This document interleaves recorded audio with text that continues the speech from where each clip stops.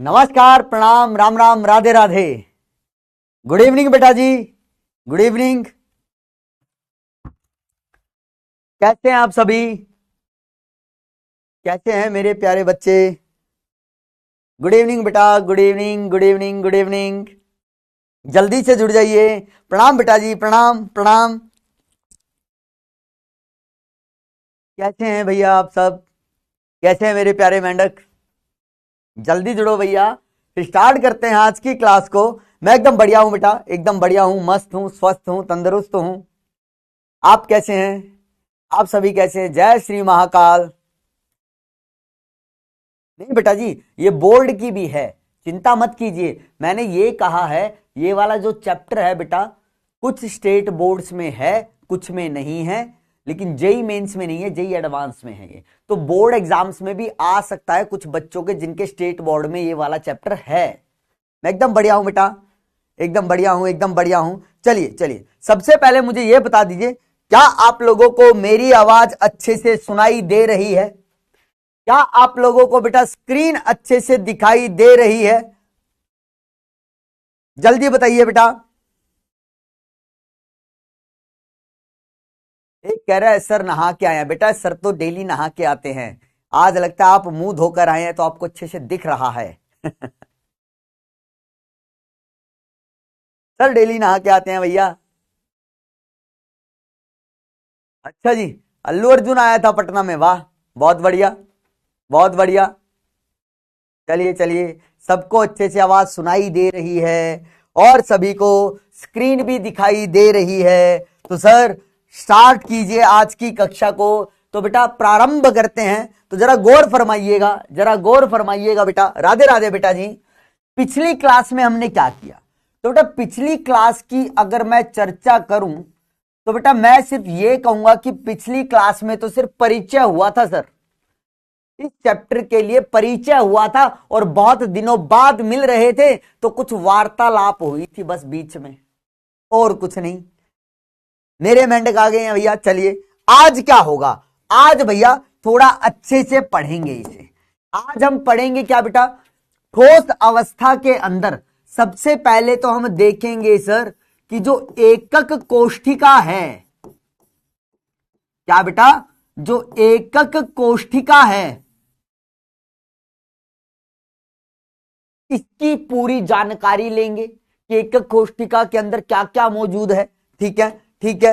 एकक कोष्ठिका के बारे में हम सारी क्या लेंगे बेटा? जानकारी लेंगे, जानकारी लेंगे। और फिर ये भी देखेंगे कि सर ये कितने प्रकार की होती है। और फिर भैया हम यहां पे क्या पढ़ेंगे बेटा? कुछ एकक कोष्ठिका के प्रकार तो लिख भी देता हूं, तो इसके बेटा हम प्रकार भी पढ़ेंगे। ठीक है, हाँ सर, ये बात तो हमें समझ में आती है। ठीक, ओहो हो, एक मिनट दीजिएगा, स्लाइड लगाना भूल गया, स्लाइड लगाना भूल गया हूं। कहां गई भाई? ये रही, ये वाली स्लाइड चल जाएगी हमारे पास। चलिए, ओहो ये भी नहीं चलेगी भाई, ये भी नहीं चलेगी। क्या हो रहा है? लेट में लेट हो रहे हैं, लेट में लेट हो रहे हैं, क्या यही थी क्या? हाँ ये वाली चल जाएगी। अब देखना बच्चे, मैंने बेटा पिछली क्लास में आपको एक सवाल दिया था। ठीक है, पिछली क्लास में बेटा मैंने आपको सवाल दिया था। अभी जरा शांति से सुनना, फिर आप तुम्हें ना कुछ 3D मॉडल्स भी दिखाने वाला हूं ताकि तुम्हारी अंडरस्टैंडिंग अच्छी बने। क्या दिया था, पहले मेरी बातों को जरा ध्यान से सुनिएगा। बेटा मैंने कहा था हमें जो सबसे इंपॉर्टेंट और सबसे डिटेल में जो यहाँ पे एकक कोष्ठिका पढ़नी है ना, वो कौन सी है सर? घनीय है। घन का मतलब समझते हो? क्यूब के बारे में पढ़ना है। क्यूब के बारे में हमें यहाँ पे डिटेल में पढ़ना है मेरे बच्चे। ठीक है सर, तो इस क्यूब के लिए बेटा मैंने आपको कुछ चीजें पता लगाने के लिए बोली थी। इस क्यूब के अंदर कितने कोने हैं सर, कितने फलक हैं सर, और कितने अंत्य हैं सर, मतलब एज हैं सर। ठीक है, तो ये क्या है बेटा? एक क्यूब है। ठीक है, अब जरा गौर फरमाते हुए चलना मेरे बच्चे। सेंटर में ही कर देता हूं, ये सेंटर में ही कर दिया। तो बेटा ये क्या है? हमारा एक क्यूब है सर, घन है। तो इस क्यूब के लिए बेटा देखो, ये तुम्हें पता भी होंगी बातें, अगर थोड़ा सा दिमाग लगाया होगा बेटा तो पता भी होंगी, लेकिन अब ध्यान से सुनना जो जो बातें आपको मैं समझाने वाला हूं।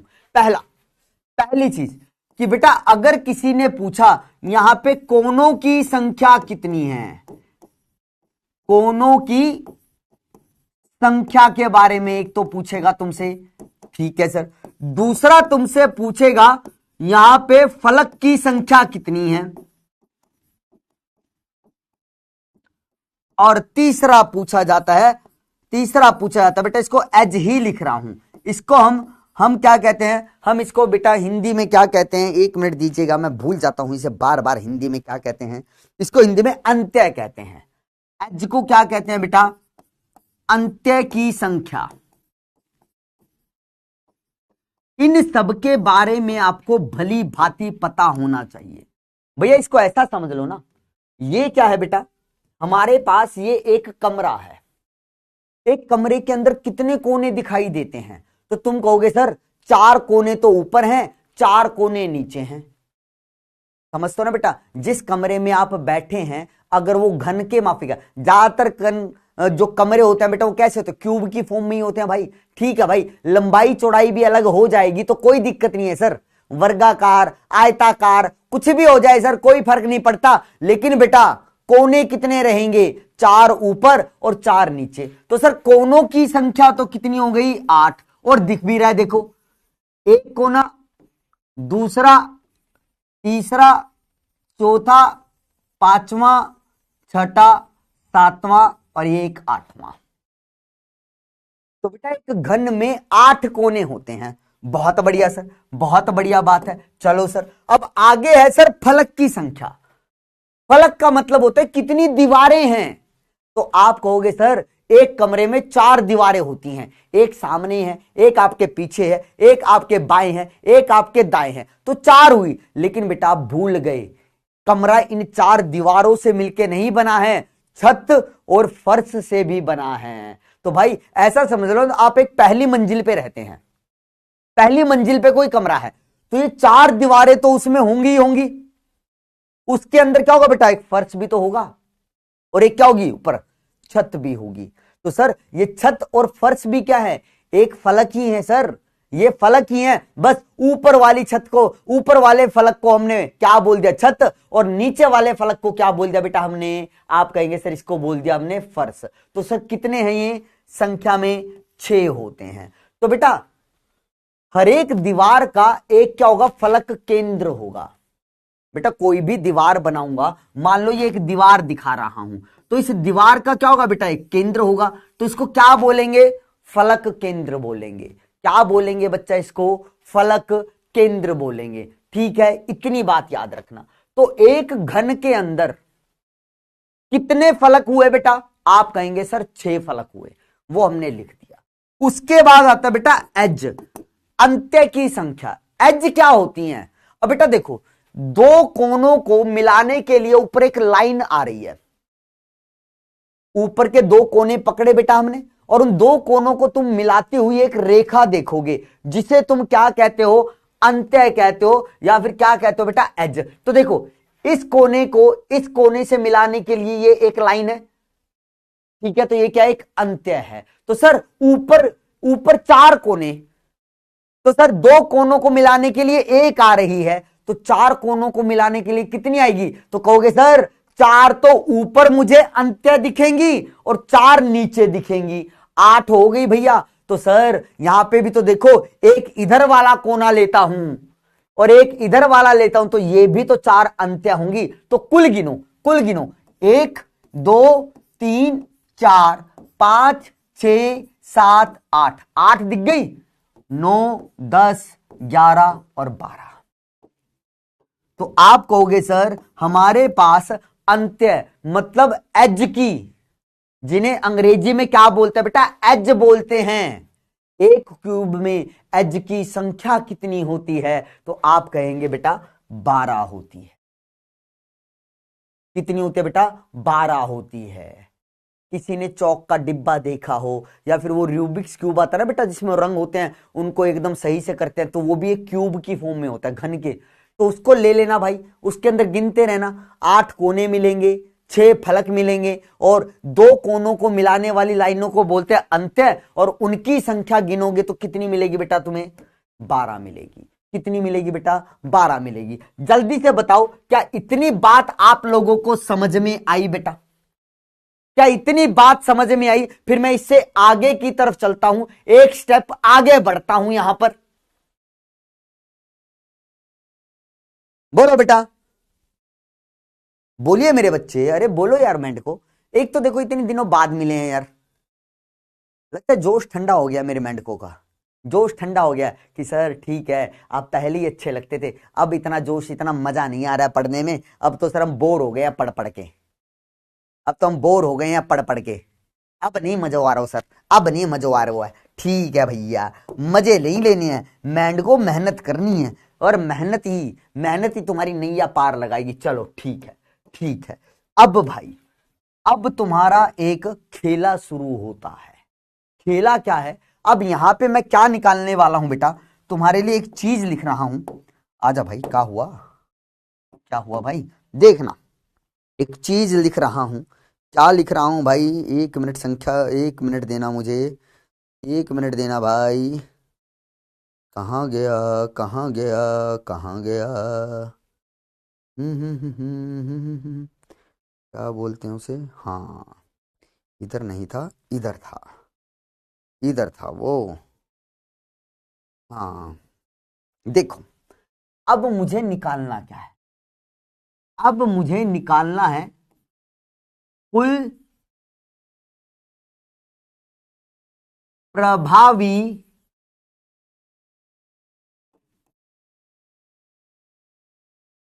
कणों की संख्या। अब हम क्या निकाल रहे हैं मेरे बच्चे? कुल प्रभावी कणों की संख्या निकाल रहे हैं, जिसे हम दर्शाते हैं बड़े जड से। अगर ठोस अवस्था में तुम्हें कहीं पर भी ये जड लिखा हुआ मिल जाए तो समझ जाना भाई, हम क्या निकाल रहे हैं वहां पे? कुल प्रभावी कणों की संख्या निकाल रहे हैं। समझ रहे हो? ठीक है सर, क्या निकाल रहे हैं? जरा ये बात सुनना मेरे पास बेटा, ठीक है? कैलकुलेशन होंगी, थोड़ा मैथ्स आएगा, थोड़ा सोचना पड़ेगा, तो वो थोड़ा सोचने की कोशिश करना भाई, ठीक है? सबसे पहला हम कर रहे हैं कोनों के लिए, कॉर्नर के लिए। पहली कैलकुलेशन किसके लिए कर रहे हैं बेटा? कॉर्नर के लिए कर रहे हैं, कोनों के लिए कर रहे हैं। बेटा हमारे पास एक क्यूब में 8 कोने हैं। कितने हैं भैया? 8 कोने हैं, ठीक है? तरीका बता रहा हूं देखो उसको निकालने का, इससे आसान तरीका नहीं होगा, इससे आसान तरीका कहीं नहीं होगा बेटा। अब ये सोचो जरा, एक कोने को कॉमन रखते हुए, एक कोने को कॉमन रखते हुए मैं कितने कमरे बना सकता हूं? जैसे मैंने कहा ये एक दीवार है, ये जो बोर्ड है बेटा एक दीवार है, इस दीवार को कॉमन रखते हुए मैं कितने कमरे बना सकता हूं? तो आप कहोगे सर एक कमरा तो यही हो गया जिसमें आप खड़े हो, एक कमरा इसको उस तरफ बन जाएगा, तो ये दीवार तो बेटा दोनों कमरों में कॉमन रहेगी ना। ये दीवार सिर्फ और सिर्फ क्या होगी? 2 कमरों में कॉमन होगी। या फिर ये कहूं एक दीवार को मैं सिर्फ 2 कमरों में कॉमन कर सकता हूं। समझ पा रहे हो भाई? ठीक है, तो सेम कहानी मैं तुमसे क्या पूछता हूं, जरा मुझे इसका जवाब चैट बॉक्स में देना कि एक कोने को कॉमन रखते हुए मैं कितने कमरे बना सकता हूं। अपना दिमाग लगा लो, फिर मैं समझाता हूं। पहले मुझे आंसर दो इस चीज का कि एक कोने को कॉमन रखते हुए मैं कितने कमरे बना सकता हूं मेरे बच्चे, जल्दी से बताओ। 8, बहुत बढ़िया। राधा ने बोला 8, नरेंद्र ने बोला 8, एक ने बोला 2, एक ने बोला 4, 2 रूम 8। ठीक है, ठीक है, बहुत बढ़िया, बहुत बढ़िया बेटा जी, बहुत बढ़िया, शानदार। 4 4 8, मतलब सही भी जवाब दे रहे हैं, कुछ गड़बड़ भी कर रहे हैं, कोई बात नहीं, गड़बड़ वालों को ठीक हो जाए, जो सही दे रहा है बेटा बहुत बढ़िया है भाई, शानदार बात है भैया मेरे मेंढ को, शानदार बात है, एकदम सही जवाब है भैया।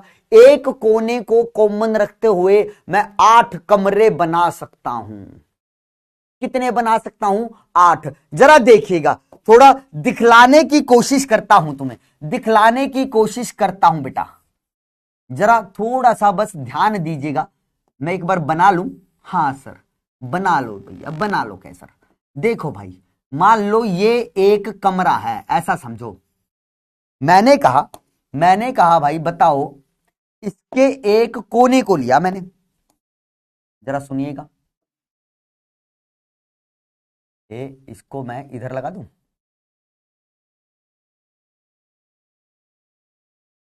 थोड़ा सा, नहीं भाई, ये थोड़ा सा ठीक बनाना पड़ेगा, ऐसे मजा नहीं आएगा, फिर तुम्हें देखने में भी तुम कहोगे सर ये क्या कर रहे हो, हमें तो कुछ समझ में नहीं आ रहा, ड्राइंग बहुत बेकार है आपकी, हम तो वैसे ही समझते थे कि आप बहुत शानदार ड्राइंग करोगे, लेकिन आपने तो बहुत गंदी ड्राइंग की है। रुको ना भैया, अभी करे देता हूँ अच्छी ड्राइंग तुम्हारे लिए, अभी रुको बस मेरे मैंड को, तुम्हें अभी अच्छी ड्राइंग दिखाता हूँ मेरी। देखो भाई, हट कहाँ से,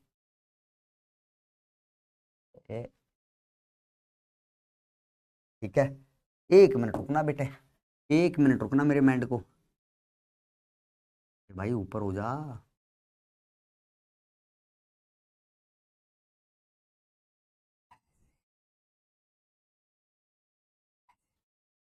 ठीक, और ये ऐसे,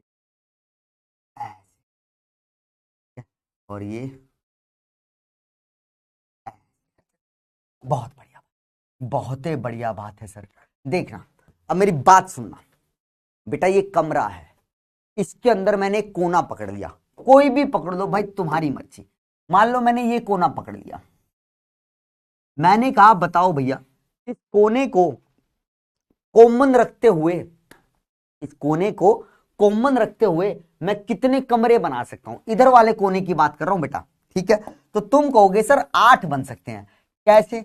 देखो भाई, एक कमरा और ये बना दिया मैंने, 2 कमरे दिख रहे हैं, तो देखो ये वाला जो कोना था बेटा यहां पे, ये इस कमरे में भी आ रहा है, इस कमरे में, अभी इस कोने पे ध्यान देना सिर्फ, ठीक है। मैंने 2 डिब्बे पकड़े और 2 डिब्बे इधर लगा दिए, तो जो ये वाला कोना होगा मेरे बच्चे, ये दोनों कमरों में आएगा। अब मान लो भाई, एक कमरा इस कमरे के पीछे बनाऊं, एक कमरा इस कमरे के पीछे बनाऊं, ठीक है, 2 इधर बनाए, 2 उसके पीछे बनाए, तो बेटा 4 कमरे हो गए। उन चारों कमरों के अंदर ये वाला कोना, उन चारों कमरों के अंदर ये वाला कोना क्या रहेगा बेटा? कॉमन रहेगा। क्या रहेगा? कॉमन रहेगा। तो सर नीचे 4 कमरे बने, नीचे 4 कमरे बने सर, जिनके अंदर ये कोना कॉमन है। अब सर जो नीचे 4 कमरे बने हैं, अब उनके ऊपर भी क्या करो, एक एक कमरा बना दो। तो सोच के देखो ना भाई, कोई भी जिस कमरे में तुम बैठे हो, एक बार आंखें बंद करो और कोई भी एक कोना पकड़ लो, ऊपर वाला, तुमने ऊपर वाला पकड़ लिया ताकि देखने में आसानी हो। तो तुम देखो भाई, उस कमरे को कॉमन रखना है, तो तुमने क्या कहा, उधर एक कमरा बनाया, ठीक है। तो वो वाला कोना क्या हो गया बेटा, इस कमरे में भी आ गया, उस कमरे के अंदर भी कॉमन है। फिर इसके एक आगे बनाया, फिर उसके एक आगे बनाया, तो बेटा वो कमरा का क्या हो गया, इन चारों कमरों में कॉमन हो गया, इधर वाले में, उधर वाले में, आगे वाले में, उस वाले में। और इन चारों कमरों के ऊपर भी एक एक कमरा और बना दूंगा, तो 4 कमरे ऊपर बने, 4 कमरे नीचे बने, तो वो कोना क्या होगा बेटा, 8 कमरों में कॉमन हो जाएगा। कहां हो जाएगा बेटा? 8 कमरों में हो जाएगा। अब यहां पे दिखाना थोड़ा सा मुश्किल है ना भाई, यहां पे दिखाना मेरे बच्चे तुम्हारे लिए मैं, लेकिन यहां पे 4 तो दिखा सकता हूं, तुम्हें आसानी से 4 कमरे तो दिखा सकता हूं। ये देख, मैं जरा ऐसा कर देता हूं, देख लो, ऊपर वाले को मिटा देता हूं, और ये रहा भाई वो कोना जिसको हमने कॉमन रखा हुआ है।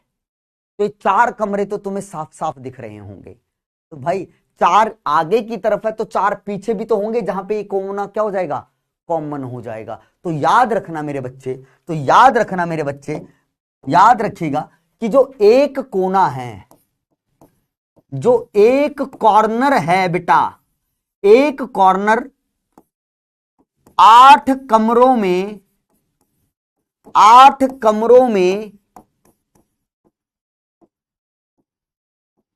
कॉमन होगा। क्या होगा बेटा? 8 कमरों में कॉमन होगा। तो सर यहां पे हमें निकालना क्या है, कुल प्रभावी कणों की संख्या निकालनी है। क्या निकालनी है? कुल प्रभावी कणों की संख्या निकालनी है। अब उसको कैसे निकालेंगे, अब उसको कैसे निकालेंगे, अब जरा गौर फरमाना बेटा। अब भैया थोड़ा सा सोचिएगा, कि मान लो मैंने किसी एक कोने पर एक क्या रख दी, फुटबॉल रख दी, एक कोने पर एक फुटबॉल रख दी। अब तुम्हें पता है भाई वो कोना 8 कमरों में कॉमन हो सकता है, तो जल्दी बताओ जो उस कोने पे मैंने फुटबॉल रखी है वो कितने कमरों के अंदर होगी। आप कहोगे सर 8 कमरों में वो भी कॉमन होगी, क्योंकि भाई जो मैंने ये कोना कॉमन लिया था ये 8 कमरों में आ रहा है। 8 कमरों का मतलब यहां पे कोई भी क्या रखूंगा, कण रखूंगा, कोई भी अणु रखूंगा या कोई भी चीज रखूंगा सर वो 8 कमरों में कॉमन होगी। तो 8 कमरों में कॉमन होने का मतलब क्या है सर, एक कमरे में उस वस्तु का कितना भाग आएगा, तो तुम कहोगे 1/8 आएगा। सुनना, थोड़ा सा मैथ्स है, समझ जाओगे, आसान है भाई। मैथ्स तो तुम वैसे भी बहुत हाई लेवल का पढ़ते हो। मैंने क्या कहा कि भैया एक कोने पे मैंने क्या रखी बेटा, फुटबॉल रखी, और उस फुटबॉल को मैं ये कहता हूं कि 8 कमरों में कॉमन होगी वो, तो एक कमरे में उसका कितना भाग आएगा, तो तुम कहोगे सर एक कमरे में आएगा उसका 1/8 हिस्सा। तो हर एक कमरे में 1/8 हिस्सा आएगा, बोलो हाँ है ना। ठीक है सर, तो सर यहां पे हम जेड का मान कैसे निकालेंगे, कोने वाले कणों के लिए, कोने वाले कणों के लिए कैसे निकालेंगे कि सर एक कमरे में जो हिस्सा होता है वो होता है 1/8, और एक कमरे में कितने कोने हैं मेरे पास, 8 हैं। तो क्या किया बेटा, एक कोने का, एक कमरे में, या बोलूं एक कोने के ऊपर रखी गई वस्तु का कितना हिस्सा या कितनी भागीदारी होगी एक कमरे में, वो कितनी होगी, 1/8। तो ऐसे ऐसे कितने कोने हैं मेरे पास, एक ही कमरे में 8 हैं, तो यहां से कितना आ गया बेटा, 1 आ गया। तो कहने का मतलब क्या है कि अगर तुम 8 कोनों पर, 4 ऊपर 4 नीचे फुटबॉल रख दी तुमने, और आप लोगों से पूछा गया कि बताओ इस कमरे के अंदर कितनी फुटबॉल हैं, तो तुम ये नहीं कहोगे 8 फुटबॉल हैं, तुम कहोगे सिर्फ 1 फुटबॉल है। क्यों, क्योंकि सर कोने पे जो आपने फुटबॉल रखी है ना वो 8 हिस्सों में बट रही है, क्योंकि कोने वाली जो कोना है वो क्या होता है, 8 कमरों में कॉमन हो सकता है, तो उस पर रखी हुई वस्तु भी क्या होगी, 8 जगह पे बटेगी। तो मतलब एक कमरे में एक फुटबॉल का कितना हिस्सा आएगा, 1/8। तो सोच के देखो 8 कोनों पे 8 फुटबॉल, और हर एक फुटबॉल का एक कमरे में कितना हिस्सा, 1/8। तो देखो 1/8, 1/8, 1/8, 1/8, नीचे भी क्या होगा, 1/8, 1/8, 1/8, 1/8। तो सर 1/8 को मैं 8 से गुना ही ना कर दूं कि सर एक कोने पे फुटबॉल का हिस्सा 1/8 और 8 कोने हैं, तो ये आ गया 1। तो मतलब सर कि सर ये क्या आ गया मेरे पास, कॉर्नर पे जो क्या होंगे, कण होंगे, उनका कुल प्रभावी संख्या आ गई मेरे पास। क्या आ गई बेटा, कुल प्रभावी संख्या आ गई है। ठीक है, तो ये चीज अपने दिमाग में बैठा लो। जब भी आप लोगों से ये बोला जाए कि कोई ए वस्तु है और वो कोने के ऊपर है, तो बताओ उस ए वस्तु का एकक कोष्ठिका में, एकक कोष्ठिका में कितना प्रभावी कणों की संख्या होगी। तो कुछ नहीं करना सर, आपको करना क्या है, 8 कोने होते हैं और एक कोने का कितना भाग होता है सर, एक कोष्ठिका के अंदर 1/8। तो 1/8 गुना में 8 करना, वो आपका क्या आ जाएगा सर, 1 आ जाएगा। ठीक है, ओके, आगे बढ़ो सर, आगे बढ़ो सर जरा। दूसरा आता है बेटा फलक केंद्र। अब तुम्हारा कण कहां पे रख रहा हूं बेटा, मैं फलक केंद्र पे रख रहा हूं।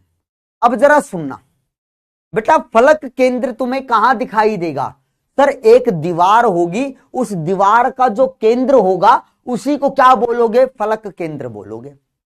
उसी को क्या बोलोगे भैया, फलक केंद्र बोलोगे।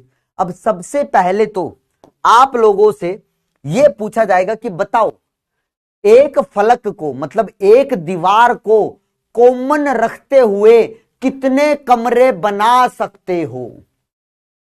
क्या बोला बेटा, एक दीवार को कॉमन रखते हुए कितने कमरे बना सकते हो, तो आप कहेंगे सिर्फ 2 बना सकते हैं सर। भैया आपके पीछे जो दीवार है या आपके आगे जो दीवार है, उस दीवार को कॉमन रखते हुए कितने कमरे बनेंगे, 2। जिसमें एक तुम बैठे हो और एक उसके बगल में बन जाएगा।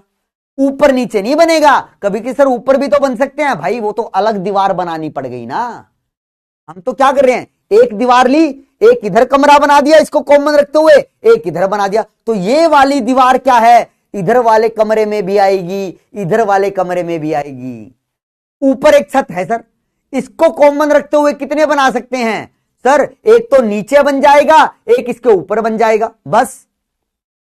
एक इधर दीवार है सर, या नीचे दीवार है सर, जिसे हम फर्श कहते हैं किसी का, तो सर इसको कॉमन रखते हुए कितने बन सकते हैं, तो कहोगे सर एक इसके ऊपर एक इसके नीचे। तो बेटा हर एक दीवार को कॉमन रखते हुए तुम कितने कमरे बना सकते हो, 2। तो यहां पे क्या लिख सकता हूं बेटा, फलक केंद्र, जैसे पीछे लिखा ना कि एक कॉर्नर 8 कमरों में कॉमन होता है, तो यहां पे क्या लिख सकता बेटा, फलक केंद्र या फलक, एक ही बात है, फलक, एक फलक, ऐसे लिखो, एक फलक 2 कमरों में, 2 कमरों में कॉमन होता है। बेटा कमरों से मेरा मतलब है यहां पे एकक कोष्ठिका, समझ रहे हो ना, एक कमरे को क्या बोलो, एकक कोष्ठिका बोलो, ठीक है। कमरा तो इसलिए बोल रहा हूं ताकि आम भाषा में तुम्हें ये चीजें याद रहें, बस याद क्या रखना, कमरों की जगह तुम्हें एकक कोष्ठिका माननी है कि सर ये दीवार है, इधर एक कमरा बना रहा हूं, इधर एक कमरा बना रहा हूं, मतलब इधर एक एकक कोष्ठिका बन गई, इधर एक एकक कोष्ठिका बन गई, और ये दीवार क्या है, इन दोनों एकक कोष्ठिकाओं में कॉमन है, ठीक है। ओके सर, ओके सर, ये सही हुआ। अब सर हमसे यहां पे क्या पूछा जाएगा, जड़ का मामला पूछा जाएगा कि सर हमारे पास फलक केंद्र हैं, कितने फलक, तो आप कहोगे सर 6, 4 दीवार है सर, एक छत, एक फर्श।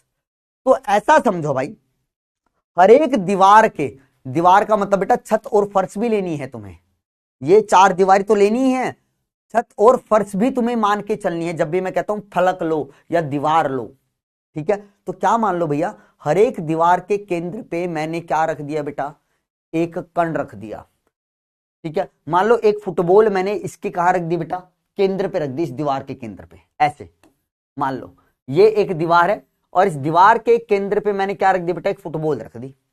अब मैंने तुमसे पूछा कि बताओ भाई, अब इस दीवार के ऊपर या बोलूं इस फलक के केंद्र में जो कण रखा हुआ है, उस कण का कुल कितना भाग, कुल कितने भाग कणों की संख्या यहां पे प्रभावी होगी एक कमरे में, मतलब एक कमरे में इस फुटबॉल का कितना भाग आएगा, कितना हिस्सा आएगा, ये चीज निकालनी है भाभी, ठीक है। तो मैं क्या कह रहा हूं भाई, सुनना जरा बात को फिर से, मैंने भैया कहा हमारे पास 6 फलक होते हैं, हर एक फलक के केंद्र पे मैंने एक फुटबॉल रख दी, और मैंने तुमसे पूछा कि बताओ ये जो एकक कोष्ठिका है, ये जो एक कमरा मैंने बनाया हुआ है जिसके हर एक फलक केंद्र पे जो फुटबॉल रखी हुई है, तो इस एकक कोष्ठिका में उस कण का कितना कुल प्रभावी भाग इस कमरे में आ रहा है। तो तुम क्या कहोगे कि सर हमें ये आपने अभी अभी बताया कि एक कमरे को, या बोलूं एक दीवार को, सॉरी एक दीवार को कॉमन रखते हुए हम 2 कमरे बना सकते हैं। तो इसका मतलब यह हुआ सर कि यहां पे जो फुटबॉल रखूंगा उसका आधा हिस्सा कहां आएगा बेटा, इधर वाले कमरे में, और आधा हिस्सा कहां जाएगा बेटा, उधर वाले कमरे में। तो इसका मतलब आधी फुटबॉल एक कमरे में, आधी फुटबॉल दूसरे कमरे में आएगी। समझ रहे हो ना बेटा, हाँ सर समझ रहे हैं। तो बस अब तो मैथ्स लगाना है कि सर फलक केंद्र पे जो एक कण रखेंगे उसका कितना हिस्सा आ रहा है एक कमरे में, 1/2, और कुल फलक केंद्र कितने हैं सर, 6 हैं, तो गुणा में 6 कर दो, तो ये कितना आ जाएगा बेटा, 3 आ जाएगा। कितना आ जाएगा बेटा, 3। क्यों आया ये बात समझ में आई, ये 1/2 क्यों किया, ये बात पता चली, क्योंकि सर फलक केंद्र के ऊपर जो भी कण या अणु रखूंगा उसका एक कमरे में कितना हिस्सा आएगा, 1/2, और मेरे पास ऐसे ऐसे एक कमरे में कितने फलक केंद्र हैं, 6 हैं सर। तो गुणा में 6 और कर दूंगा तो मेरे पास क्या आ गया सर, कुल प्रभावी कणों की संख्या आ गई फलक केंद्र के लिए। तो जब भी कोई अणु देखना फलक केंद्र पे रखा जाएगा, उसका कुल प्रभावी या कहूं जड़ का मान कितना आएगा, हमेशा बेटा 3 आएगा, क्योंकि वहां पे हमेशा कैलकुलेशन क्या चलेगी, 1/2 गुणा में 6 चलेगी। क्या चलेगी, 1/2 गुणा में 6 चलेगी। बहुत बढ़िया सर, ठीक है ठीक है। अब आगे बढ़ो, अब आगे बढ़ो। अब देखो भाई, अब यहीं पे एक और चीज बता रहा हूं, और वो क्या है बेटा, अंत्य केंद्र। अंत्य केंद्र को बेटा अंग्रेजी में बोला जाता है एज सेंटर। क्या बुलाया जाता है बेटा, एज सेंटर बुलाया जाता है। अब तुम्हें यह पता है अंत्य केंद्र, अंत्य क्या होता है, एज क्या होता है सर, दो कोनों को मिलाने वाली रेखा को हम बोलते हैं एज सेंटर। क्या बोलते हैं सर, एज सेंटर। ठीक है सर, तो देखो ना सर, जल्दी जल्दी बना दोगे क्या, मैंने कहा हाँ भाई जल्दी जल्दी बना दूंगा। अब तो प्रैक्टिस हो गई है, अब तो प्रैक्टिस हो गई है। लो, अब कहोगे सर आप तो प्रो हो गए हो, मैं कहूंगा हाँ भाई तुम्हारा मास्टर प्रो हो गया। अभी तो नूब तो तुम हो, नूब तो तुम हो भैया। करते हो ना गेम वेम जो खेलते बच्चे, वो कहते हैं ना मैं तो प्रो हूं सर, मैं तो प्रो हूं, कभी खेल के देखो हमारे साथ पता चलेगा। अरे भैया तुम बच्चे हो अभी मेरे सामने, तुम बच्चे हो, जो गेम तुम खेल रहे हो वो हमने खेलकर छोड़ दिए हैं भैया, हमने वो खेलकर छोड़ दिए हैं।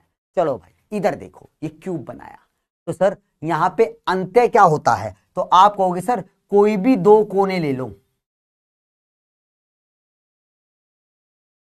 समान तरफ वाले, अगर दो कोने ले रहा हूं दोनों ऊपर के होने चाहिए, दोनों नीचे के लो। या फिर अगर तुम क्या लेते हो, एक ऊपर एक नीचे का, तो भैया कैसे लोगे, अगर ये वाला ऊपर लिया है तो एकदम इसके नीचे वाला लूंगा, तो उसको क्या बोला जाता है बेटा, दो कोनों को जो लाइन मिलाती हुई जाएगी उसको क्या बोलेंगे सर, अंत्य बोलेंगे। और उस अंत्य का एक केंद्र होगा जिसे क्या बोलेंगे, अंत्य केंद्र या फिर एज सेंटर।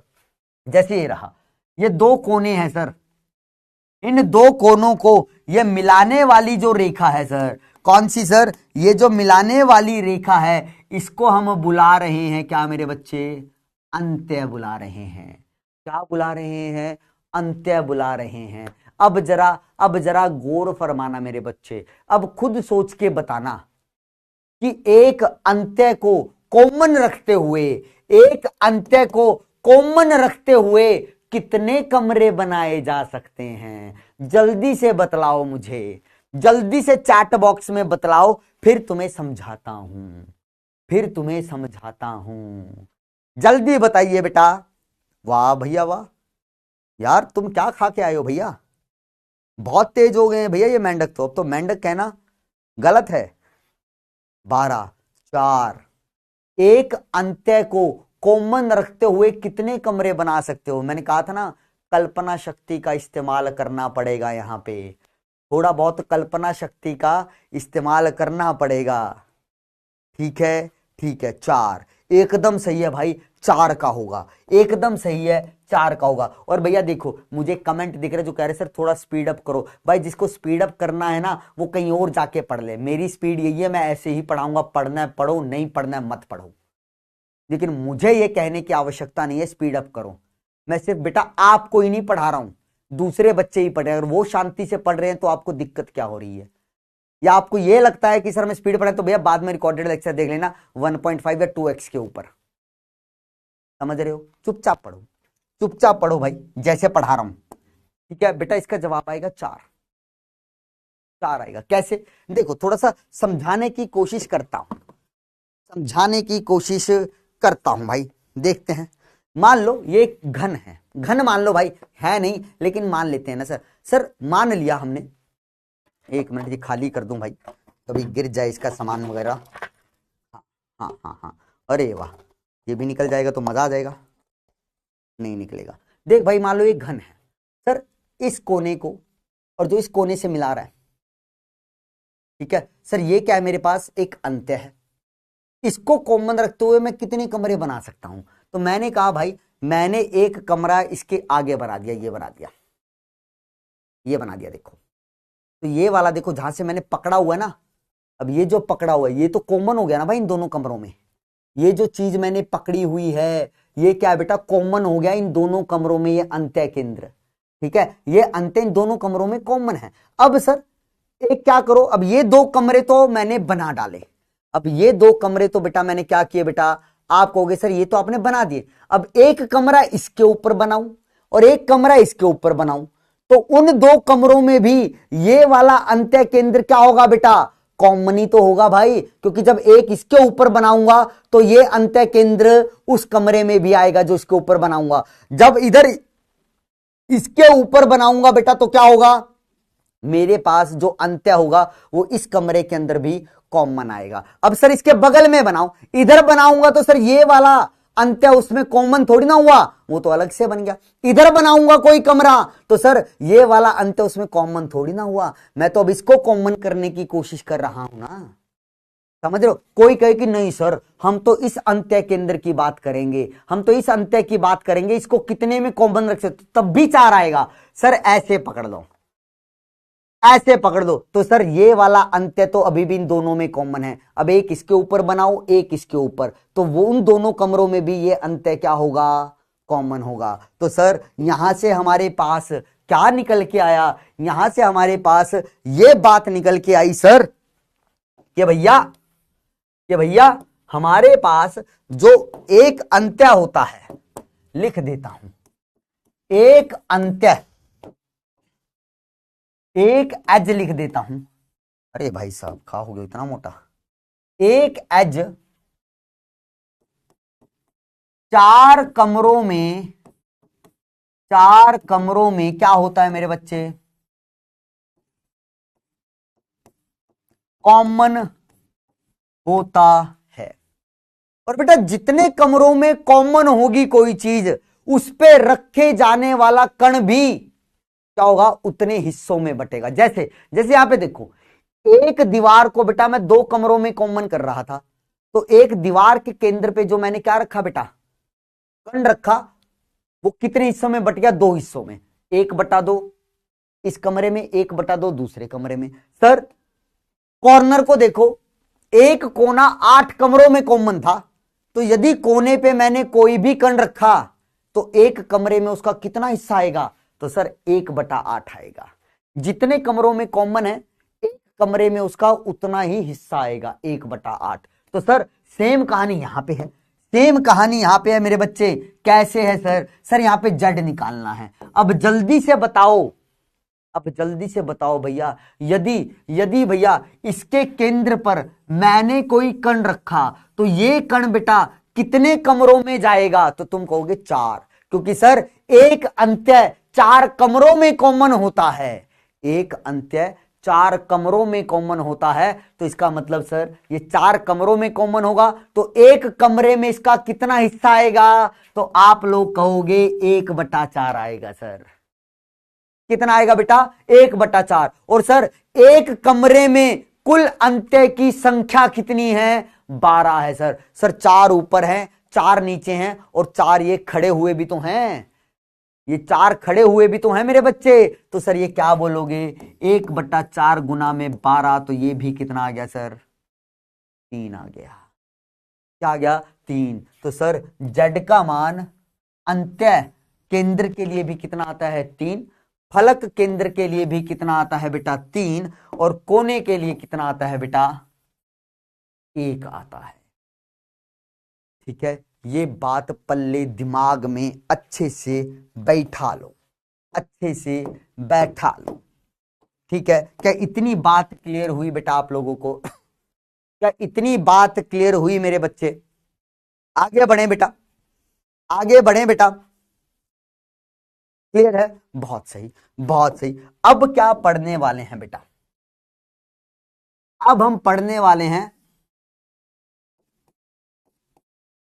एकक, या सीधा सीधा लिखता हूं बेटा, एकक कोष्ठिका को क्या बोलते हैं, यूनिट सेल, यूनिट सेल के प्रकार। जो तुम्हें पढ़ने हैं, जो आपके सिलेबस में है, हम उनकी चर्चा करेंगे बस। ठीक है, ठीक है सर, ठीक है सर, उनकी ही चर्चा कीजिए बस आप। तो देख भाई, देख, हमें यहां पे 3 प्रकार के यूनिट सेल देखने हैं। पहला देख रहे हैं हम SCC, इसको बोलते हैं सिंपल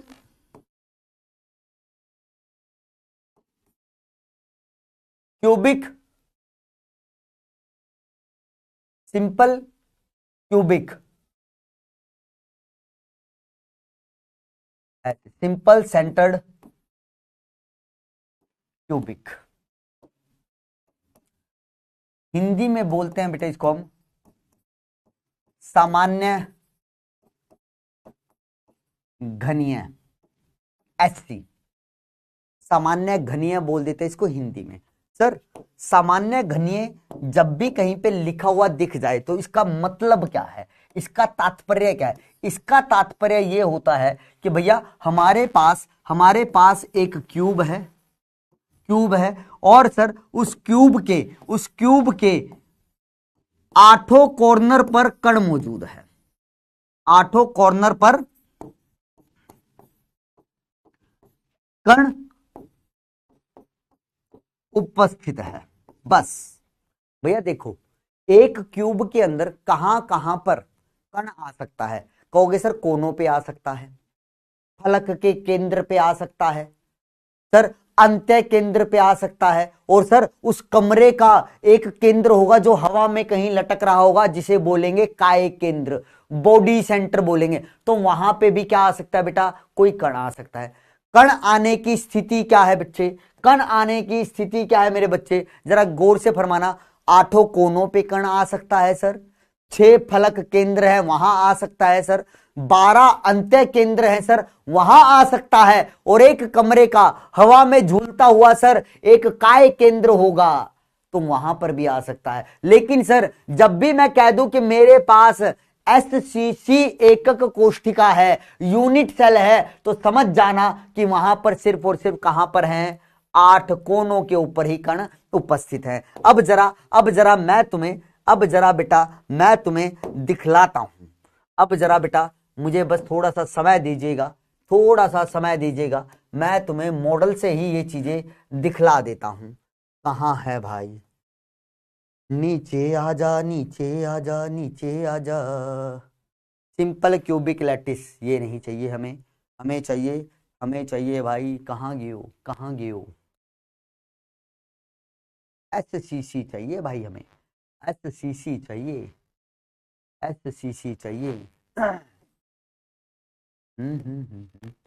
सिंपल क्यूबिक है क्या इसमें? सिंपल क्यूबिक कहाँ गया? थोड़ी अच्छे से अंडरस्टैंडिंग हो जाती अगर आपको वो चीज दिखने को मिल जाती ना बेटा। यार मैंने अभी तो देखा था यार आज दिन में, कि बच्चों को दिखाऊंगा अच्छे से, मजा आएगा तुम्हें। Full FCC face centred cubic हो गया, ये तो चलो भी देखेंगे थोड़ी देर में। सिंपल क्यूबिक हो गया, ठीक है। स्ट्रक्चर ऑफ डायमंड आ गई, ये तो टोक्योमेट्रिक आ गया। इंटरस्टिशियल FCC बॉडी सेंटर, हाँ यहाँ कहीं होगा।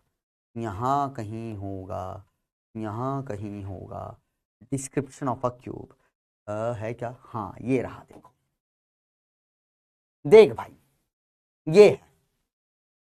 ये है तुम्हारा SCC लिखा हो ना, सिंपल क्यूबिक। तो कहां कहां पे बेटा मैंने अणु दिखाए हुए हैं तुम्हें? देखो ऊपर के 4 कोनों पे, नीचे के 4 कोनों पे। ये तुम्हें देखने में लग रहा है सर छोटे हैं, वास्तविकता में होता क्या है कि भाई ये इतने बड़े बड़े होते हैं। देख ये दिख रहे हैं यहाँ पे, ये इतने बड़े बड़े, कहीं से घुमा के देख लो भाई, ये देखो ये बीच वाला देखना भी, ये इतने बड़े होते हैं कि मान लो ऐसे हुआ। मैं ऐसे दिखाता हूं तुम्हें, देख ये हट जा भाई, ऐसे क्यों आ रहा है? हाँ ऐसे देख लो, ये देख। तो सर मान लो ये आया हमारे पास, ऊपर के 4 कोनों पे ये पीले रखे हुए हैं, तो देखो ये आपस में जुड़े हुए हैं। मतलब हमने इस प्रकार से रखा है बेटा इनको, ऊपर वाले जो कर्ण मैंने रखे हैं ना, वो इस प्रकार से रखे हैं कि वो आपस में इतने बड़े होते हैं कि सर जुड़ जाते हैं। मैं बताता हूं भाई कैसे, जरा एक बार गौर फरमाना।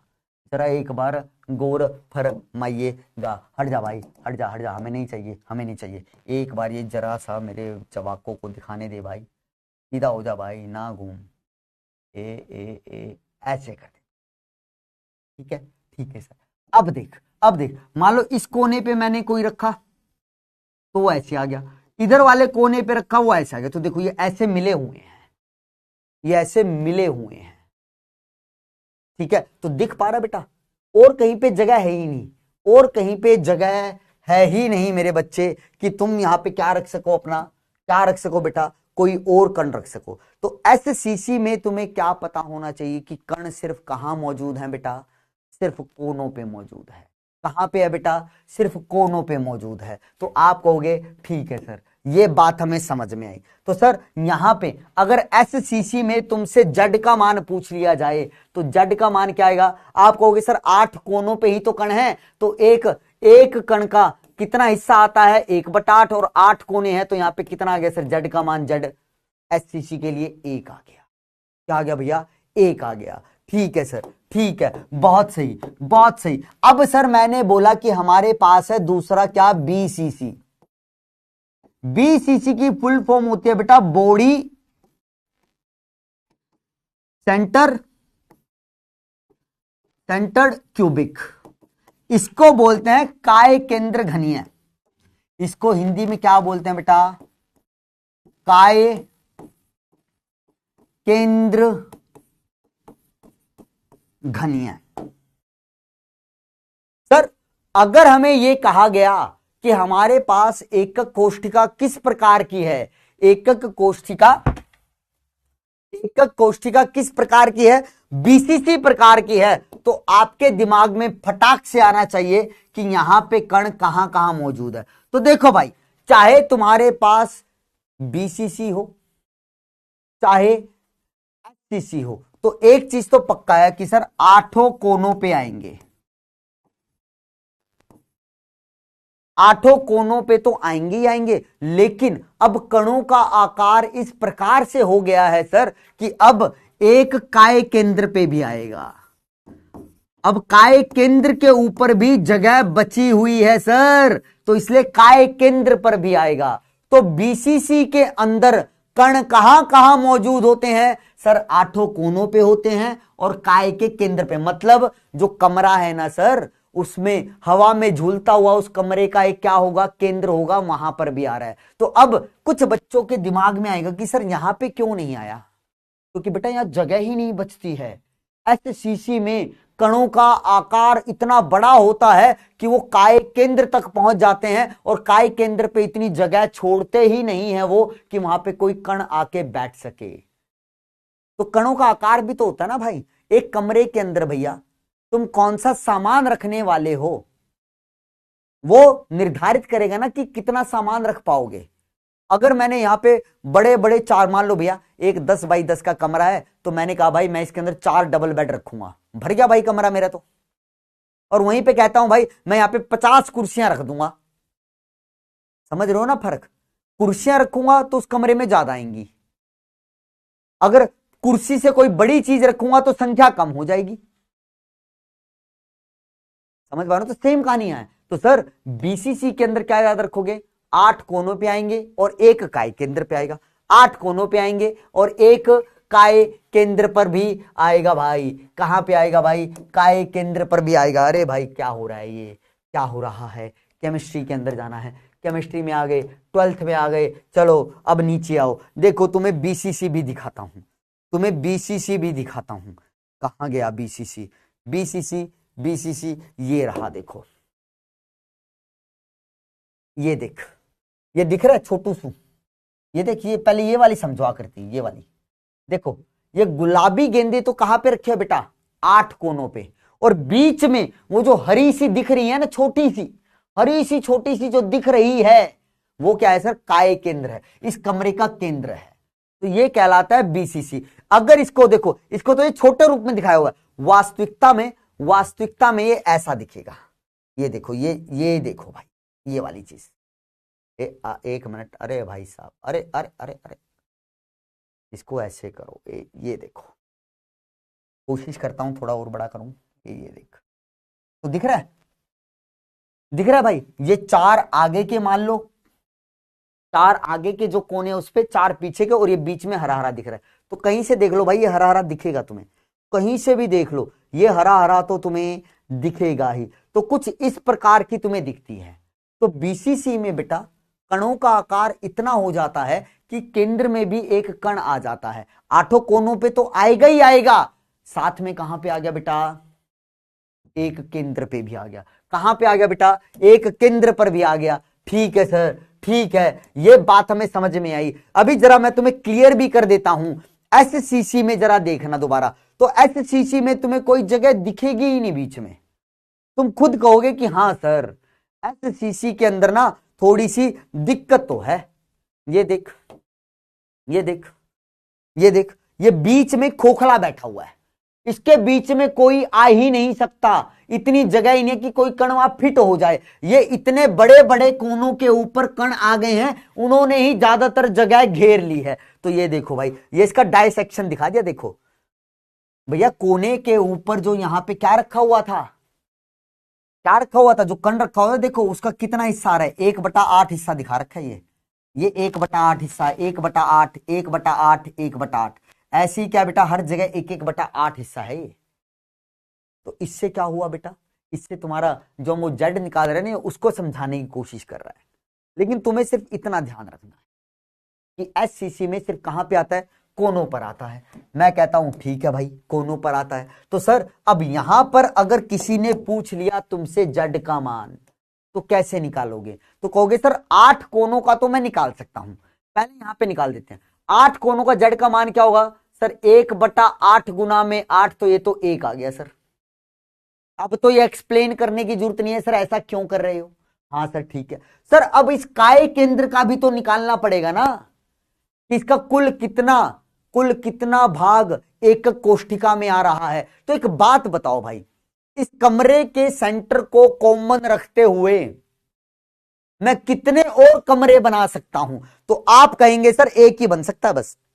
भाई इस कमरे का जो सेंटर है वो इसी कमरे में तो होगा, ये थोड़ी ना कि तुम बगल में बना दोगे तो उस कमरे का सेंटर भी यही होगा, तुम इसके ऊपर बना दोगे तो उस कमरे का सेंटर भी यही वाला होगा, नहीं ना, क्योंकि हर एक कमरे का सेंटर अलग अलग होता है। तो काय केंद्र तो बेटा क्या है, एक ही है सर, और उसके अंदर जो भी परमाणु रखूंगा वो पूरा का पूरा कहां पर आएगा सर, उसी कमरे के अंदर आएगा, और किसी में वो अपना हिस्सा नहीं देगा। तो इसका मतलब काय केंद्र के अंदर जो जेड का मान आएगा वो कितना आएगा बेटा, 1 आएगा। एक ही तो परमाणु रखा जा रहा है बेटा, केंद्र पे सिर्फ एक ही परमाणु रखा जा रहा है। यहां पे लिखा है ना, देखो 8 कोनों के ऊपर आएगा एक एक, और उनका जेड का मान आया इतना, और काय केंद्र पे एक, काय केंद्र का मतलब एक ही परमाणु आएगा काय केंद्र पे, और उसका जेड का मान इतना आ गया। तो कुल जेड का मान बीसीसी का कितना हुआ? तो आप कहोगे 1/8 गुना में 8, ये तो कॉर्नर का निकाल लिया मेरे बच्चे, जमा में 1, ये किसका निकाला बेटा, काय केंद्र का। तो यहां पे जवाब क्या आ गया बेटा, 2। तो ये बात पल्ले गांठ बांध लेना कि सर जेड का मान बीसीसी के लिए आता है हमारा कितना भाई, 2 आता है। कितना आता है मेरे बच्चे, 2 आता है। जल्दी बताओ, जल्दी बताइए बेटा, क्या इतनी बात पल्ले पड़ गई है? फिर आगे बढ़ते हैं, फिर एफसीसी, बस फिर तो क्वेश्चन ही करने हैं, फिर तो क्वेश्चन करने हैं बेटा। समझ में आया बेटा, समझ में आया बेटा?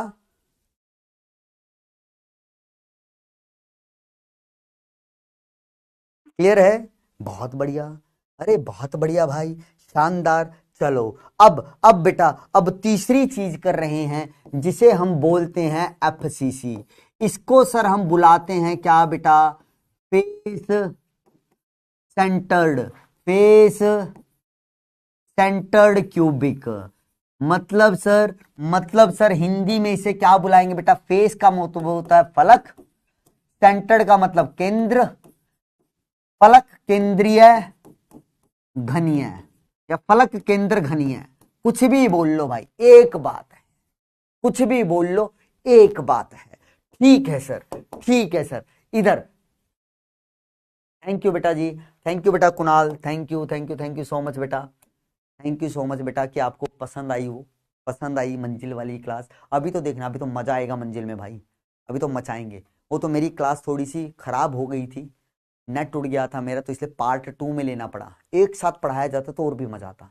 केमिकल बॉन्डिंग में देखना तुम्हें, केमिकल बॉन्डिंग में और भी मजा आएगा। चलो इधर आओ सर। अब यहां पे भी हमें ये पता होना चाहिए ना कि जब एफसीसी प्रकार की एकक कोष्ठिका आएगी तो कहां कहां कण आएंगे। तो यहां पे मैं कहता हूं भाई देखो, कोनों पे तो आने ही आने हैं,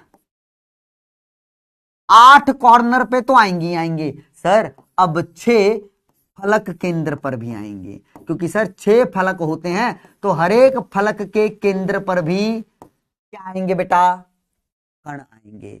तो देख रहे हो किस प्रकार से कहानी चल रही है। सर एससीसी में 8 कोनों पे आए, सर बीसीसी में कोनों पे तो आ ही रहे हैं सर, काय केंद्र पर भी आ गया। और सर जब एफसीसी की बात करते हैं तो 8 कोनों पे तो आ ही रहे हैं सर, और 6 फलक केंद्रों पर भी आ रहे हैं। 6 फलक होते हैं ना बेटा, 4 दीवारी, छत और फर्श। ठीक है सर, इसको भी दिखाओगे क्या सर? मैंने कहा हाँ भाई दिखा देता हूं ना, जब है अपने पास भैया अवेलेबल तो काहे नहीं दिखाएंगे, काहे नहीं दिखाएंगे भाई, अच्छे से दिखाएंगे, अच्छे से दिखाएंगे। एफसीसी थोड़ा समझना, ये रहा देखो, ये रहा भाई, थोड़ा बड़ा कर रहा हूं इसको। ये देखो, ये गुलाबी वाली जो दिख रही है ये तो कोनों के ऊपर है, और ये हरी वाली दिख रही है ना बेटा, ये क्या है, हर एक दीवार पे है। ये पीछे वाली दीवार पे, ये ऊपर वाली छत पे, ये इधर वाली साइड की दीवार के केंद्र पे, ये साइड वाली दीवार के केंद्र में, और ये नीचे वाले फर्श पे, और ये जो है आगे वाली दीवार के केंद्र पर है। ये काय केंद्र पे नहीं है बेटा, आगे वाली जो दीवार है ना उसके केंद्र पे, ये पीछे वाली दीवार के केंद्र पे, ये छत के केंद्र पे, ये फर्श के केंद्र पे, ये साइड वाली दीवारों के केंद्र पे। तो ऐसे होती है। तो सर ये तो छोटा रूप है सर, बड़ा रूप ये है, देखो ये दिख रहा, देखो दिख रहा बेटा हर एक। ये देखो, ये गुलाबी वाली कहां थी बेटा, थोड़ा छोटा करता हूं, थोड़ा छोटा करता हूं, अरे हो जा भाई सीधा, ऐसे। तो सर ये गुलाबी वाली कहां थी, कोनों पे थी। अब खुद सोच के देखो सर, ऊपर के 4 कोनों के ऊपर मैंने क्या रख दी, गुलाबी वाली गेंद, और सर छत के केंद्र पे क्या रख दिया मैंने, ये हरे वाली गेंद। तो वो कुछ इस प्रकार की दिखाई देगी ना सर, 4 गुलाबी वाली कोनों पे है और छत के केंद्र पे ये है। अब मान लो सर ये सामने वाली दीवार पे आ गया, सर 4 सामने वाली दीवार के कोनों पे है और उसके केंद्र में ये आ गया। तो देख रहे हो, अब बीच में कहीं पे जगह बची ही नहीं है, तो कहीं पे भी निकाल के देखो भाई, कुछ ऐसी ही कहानी तुम्हें दिखेगी। तो ये होता है एफसीसी, तो ये होता है भैया हमारे पास का एफसीसी। जल्दी बताओ मेरे बच्चे, जल्दी बताओ मेरे बच्चे, क्या आप लोगों को, क्या आप लोगों को ये एफसीसी वाला केस समझ में आया, कहां कहां पे मौजूद है कण? क्या ये एफसीसी वाला आपको पल्ले पड़ा बेटा कि कहां कहां पर आ रहे हैं हमारे पास ये? क्लियर है? बोलो बेटा जी, बोलो मेरे मेंढको, अरे बोलो ना मेंढको, चुप हो गए यार, क्या बात, चैट ही नहीं चल रही है? चैट का ही नहीं चल रही भाई? क्लियर है, क्लियर है। तो चलो अब जेड निकालने हैं भैया, अब एफसीसी का जेड निकालना है। सर कोनों का तो निकालना आता है, ये सिखाया है, 1/8 गुना में 8 बराबर है 1। फलक केंद्र का भी तुम्हें सिखाकर आया हूं अभी, ये देख भाई, ये रहा फलक केंद्र का, कि सर एक फलक केंद्र के कण का कितना हिस्सा आएगा एक कमरे में, 1/2, और कितने फलक केंद्र होते हैं, 6। तो सर यही वाली तो कैलकुलेशन यहां लगेगी, तो यहां कितना हो जाएगा, 1/2 गुना में 6, 3। तो सर एफसीसी का जेड कितना आएगा, इन दोनों को बस जोड़ देना है, इन दोनों जेड को सीधा सीधा 4 ही आएगा, बस यहां पे लिख रहा हूं ताकि तुम्हें तरीका याद रहे, जितनी बार देखोगे बेटा उतना याद रहेगा। तो सर यहां से आप सीधा सीधा ये भी तो लिखिए कि यदि मेरे पास एससीसी हो तो उसमें जेड का मान आता है 1। कितना आता है मेरे बच्चे, 1। और बीसीसी के अंदर जेड का मान आता है 2, और एफसीसी के अंदर जेड का मान आता है 4। और ये बड़ी इंपॉर्टेंट कहानी है बेटा, इसको दिमाग में अच्छे से रखिएगा, क्योंकि यहां से आपके न्यूमेरिकल्स के अंदर बहुत मदद मिलेगी आपको। न्यूमेरिकल के अंदर भैया बहुत ज्यादा ये मदद करने वाला है आपका। बोलो बेटा, क्या ये बात समझ में आई? ठीक है, ठीक है सर, ठीक है, ठीक है। कुछ बच्चे कह रहे हैं सर अरे 3D मॉडलों का करोगे क्या बेटा, टाइम खराब करोगे तुम टाइम जब यहां देख लिए तो ये थोड़ी ना बाद में तुम उसके अंदर कोई भैया कोई नोबेल प्राइज निकाल लाओगे। अब ये भी कहो सर हम बाद में देख, भाई बाद में क्या देखोगे, इतनी बात समझ में आ गई, ठीक है। उसके अंदर बेटा अब तुम टाइम वेस्ट करोगे, टाइम वेस्ट करोगे। मैं फिर कह रहा हूं जो बच्चे मांग रहे हैं ना, मैं सच सच बताता हूं भाई, वो सिर्फ और सिर्फ यहाँ पे टाइम खराब करने वाले हैं, यहाँ पे सिर्फ टाइम खराब करने वाले हैं। लो ये भेज दी भाई मैंने, ठीक है, ये भेज दी मैंने बैक टू स्टूडेंट। पता नहीं, पता नहीं, पता नहीं मेरे मेंढकों को एकदम से क्या हो जाता है कि सर ये भेजो, हम मजे करेंगे इनसे, हम मजे करेंगे सर, बहुते मजा आएगा, बहुते मजा आएगा। लो भाई ये भी सेंड टू स्टूडेंट, ठीक है। तुम्हें टाइम लगवाना है मेरा, लगा देता हूं, वरना मुझे पता है ऐसे बच्चों को सांस नहीं आएगा, ऐसे मेंढकों को सांस नहीं आएगा। वो पूरे पूरे लेक्चर में टर करते रहेंगे कि सर भेज दो, सर बच्चों को भेज दो, सर बच्चों को नहीं भेजा आपने। भैया बच्चों को भेजने के लिए बोला है तुमने, मैं तो मेंढकों को भेज रहा हूं, मेरे मेंढकों को भेज रहा हूं भाई, तुम बच्चे हो ही नहीं, तुम मेंढक हो। कौन हो भाई तुम? मेंढक हो, मेंढक हो, सारे भेज दिए ना।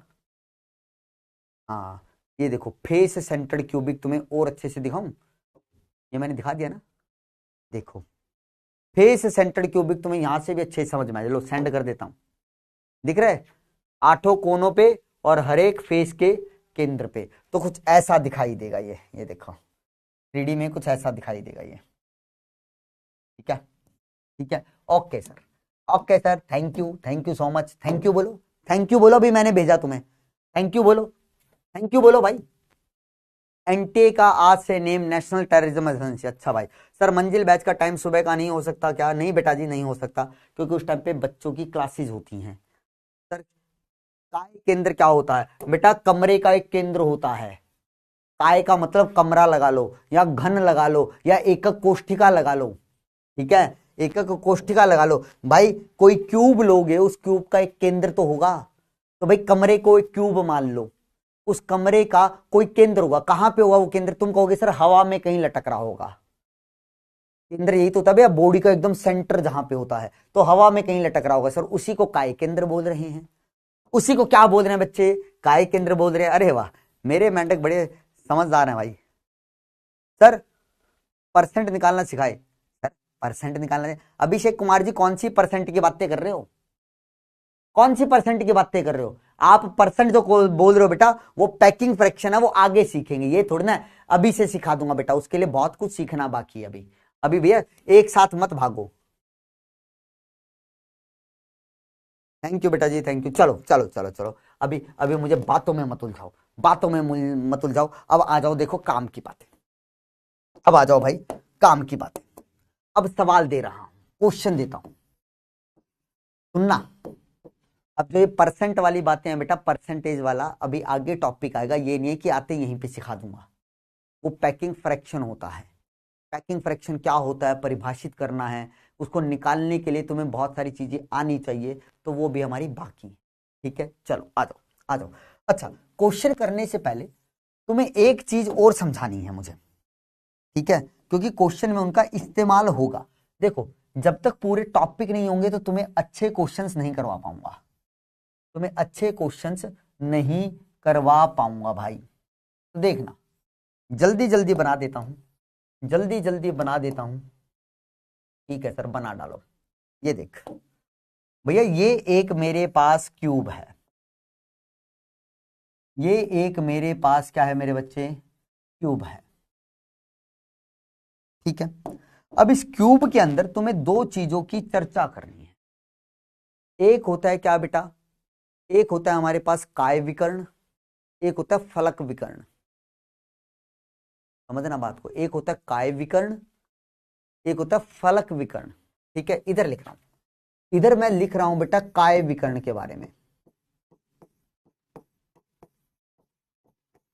जिसे हम बोलते हैं बेटा बॉडी डायगोनल।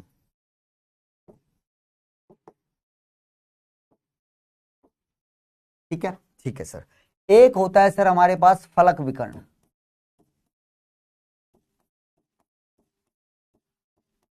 जिसे हम बोलते हैं बेटा फेस डायगोनल।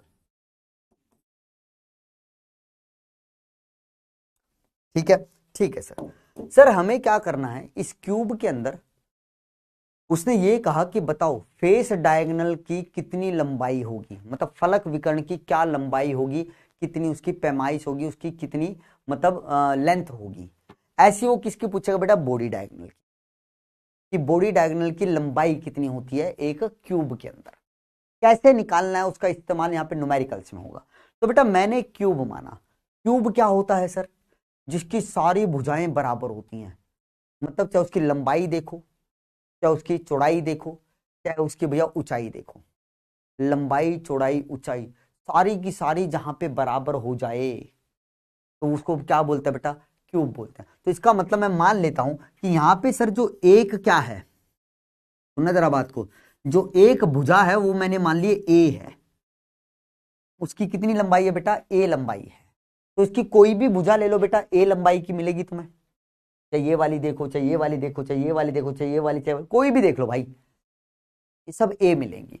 तो सर इसका मतलब ये हुआ, इसका मतलब ये हुआ कि यदि यदि मैं कोई दीवार बनाऊं, मान लो ये एक दीवार है इस क्यूब की, मैंने एक दीवार निकाल के यहां रख दी, तो इस दीवार के अंदर सर सारी की सारी भुजाएं कितनी होंगी, ए होंगी सर। मैंने कहा हाँ भैया ए होंगी, ठीक है। और सर फलक विकर्ण का मतलब क्या है कि सर एक दीवार के जो अपोजिट कोने हैं, एक दीवार के जो अपोजिट कोने हैं उनको मिलाने वाली जो रेखा होगी उसी को तुम क्या बोलोगे, फलक विकर्ण। मतलब एक ऐसा विकर्ण जो फलक के केंद्र से जाए, और फलक के केंद्र से कब जाएगा बेटा, जब मैं एक ही दीवार के दो विपरीत कोनों को आपस में जोड़ूंगा, तो वो जो लाइन जाएगी वो कहां से जाएगी बेटा, फलक के केंद्र में से ही तो जाएगी। तो इसलिए इसको क्या बोला हमने, फलक विकर्ण बोला। क्या बोला भाई, फलक विकर्ण बोला। कोई भी दीवार ले लो, उस दीवार के, मान लो ये वाली दीवार ली, तो इस दीवार के क्या लूंगा बेटा, दो विपरीत वाले लूंगा, समझ रहे हो ना, दो विपरीत वाले। अब ये मत कहना सर ये दोनों विपरीत, नहीं भैया ये तो सेम तरफ है, ऊपर है, ये दोनों नीचे है, विपरीत कहां है, ये ऊपर है सर, ये नीचे है। इसका विपरीत का मतलब सर कहां होता है हमारे पास, एकदम 180, ये तो एकदम नीचे आ गया 90 पे, ये भी एकदम नीचे आ रहा है इसके, तो विपरीत का मतलब ये डायगोनल बोल रहा हूं बेटा, ये विकर्ण बोल रहा हूं। मुझे अब इस विकर्ण का मान निकालना है, तो आप कहोगे सर निकाल लेंगे, ये तो बड़ा आसान है, पाइथागोरस थ्योरम लगा देंगे, पाइथागोरस थ्योरम लगा देंगे। सर ये देखो ये 90 डिग्री का कोण है, ये है क्या मेरे पास लंब, ये क्या है सर बेस, मतलब ये क्या परपेंडिकुलर, ये है बेस, ये है हाइपोटेन्यूज, तो सर निकल जाएगा। तो सर इसको x मान लो, तो x किसके बराबर होगा, तो आप कहोगे ए स्क्वायर प्लस में ए स्क्वायर, और ये क्या आ गया बेटा मेरे पास अंडर रूट। तो आप क्या कहोगे सर, यहाँ x का मान क्या आ गया, अंडर रूट 2a आ जाएगा, अंडर रूट 2a आ जाएगा। तो इसका मतलब ये हुआ सर, अगर किसी ने हमसे ये पूछ लिया कि बताओ फेस डायगोनल या फलक विकर्ण का मान कितना होता है, तो उसको हम कितना बोलेंगे बेटा, रूट 2a बोलेंगे।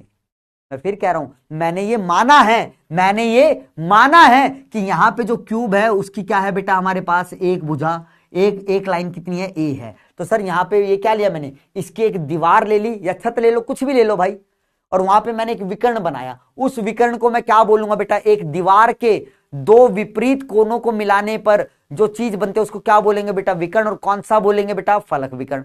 तो फलक विकर्ण का मान कितना होता है सर, अंडर रूट ए होता, अंडर रूट 2a होता है। ठीक है सर, ये बात समझ में आई। अब सर हमें क्या निकालना है, अब हमें निकालना है सर काय विकर्ण का मान। अब सर काय विकर्ण क्या होगा, सर एक ऐसा विकर्ण जो क्या करे, काय केंद्र से पास हो। काय का केंद्र कहां होगा बेटा, इसमें कहीं हवा में लटक रहा होगा, देखो यहां पे भैया जिस कमरे में मैं खड़ा हूं उसका एक केंद्र होगा, और वो केंद्र हवा में होगा। अब मैं एक ऐसा विकिरण पास करता हूं सर जो क्या करेगा बेटा, मान लिया उस कोने से आया और इस काय से होता, इस काय केंद्र से होता हुआ उस कोने में चला गया। विपरीत पे देखो, मान लो ये वाला कोना है, ये वाला कोना है, और इसके विपरीत में कौन सा बेटा, ये आगे वाला, ये पीछे वाला कोना लिया और इसके विपरीत में एकदम आगे वाला ये कोना लिया। तो यहां से एक क्या किया बेटा, मैंने विकर्ण डाला जो इसके ऊपर जाके गिरा, तो ये काय केंद्र से जा रहा है।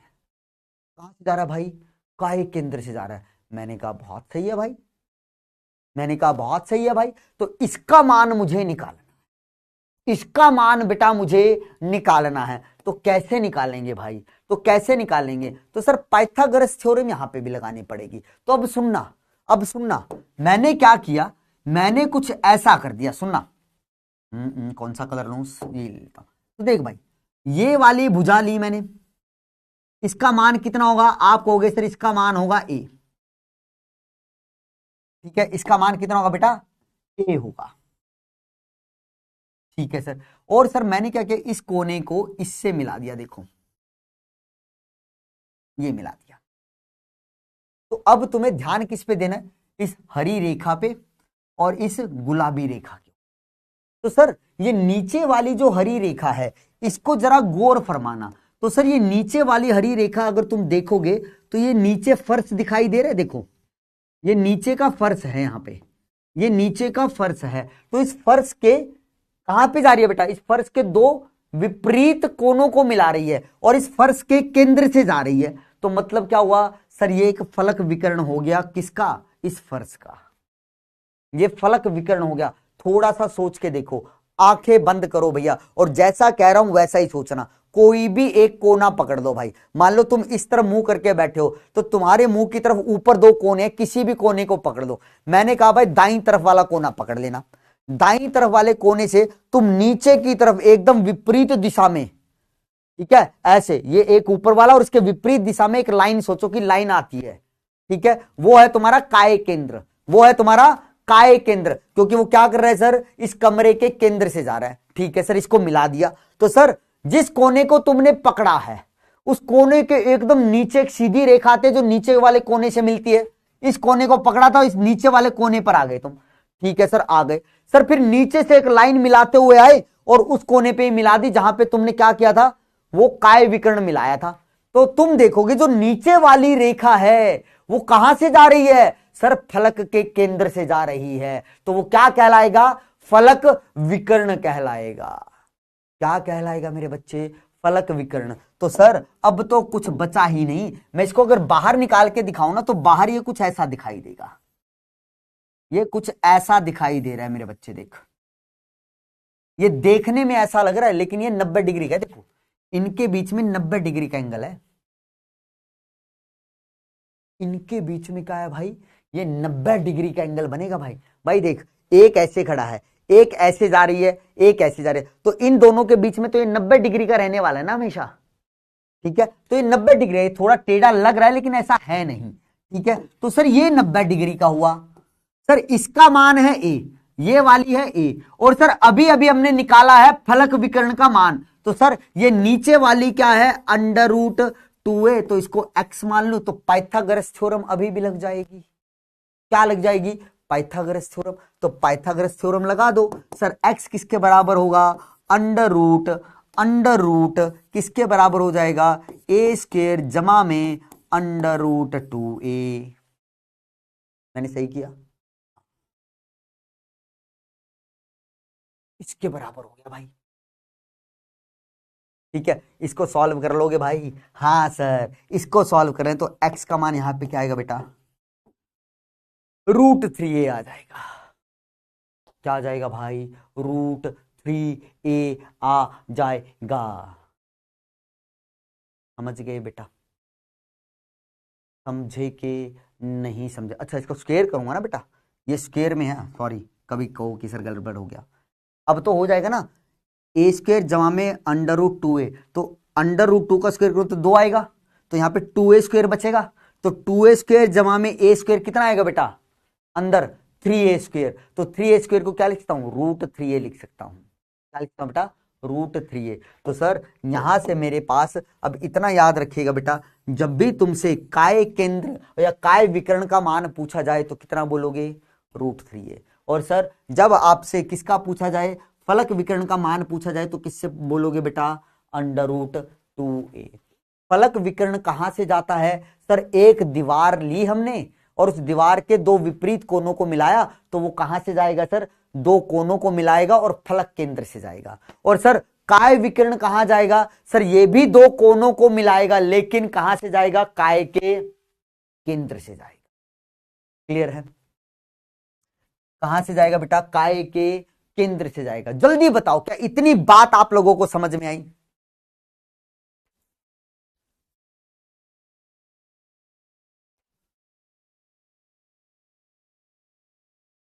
बोलो बेटा एफसीसी। बेटा एफसीसी में क्या दिक्कत हुई बेटा विनीत, बस इतना याद रखो बेटा, 8 कोनों पे आएगा और हर एक दीवार के सेंटर पे आएगा भैया कण, उसको एफसीसी बोल देते हैं, बस उसको एफसीसी बोल देते हैं। ठीक है, हाँ जी हाँ जी हाँ जी। चलो भाई, चलो चलो भाई, पीवाईक्यू से पहले थोड़ा बेसिक बना लो, पीवाईक्यू से पहले थोड़ा बेसिक बना लो। देखो सवाल ऐसे आएगा, पहले पहले बेसिक सवाल कह रहा हूं। तुम्हें कहा कि तुम्हारे पास एक ए कण है, ये एक ए कण कहां पे आ रहा है, सभी कॉर्नर पे। सुनना जरा बात को, बी कण है, बी कण कहां आ रहा है, सभी फलक केंद्र पे। और तुमसे कहा जाएगा तो बताओ ए और बी कण से जो ठोस बनेगा, ठोस का फॉर्मूला क्या होगा। ठोस का मतलब एकक कोष्ठिका बनेगी भाई, क्या बनेगी, एकक कोष्ठिका। तो उसका तुम्हें फॉर्मूला बताना है।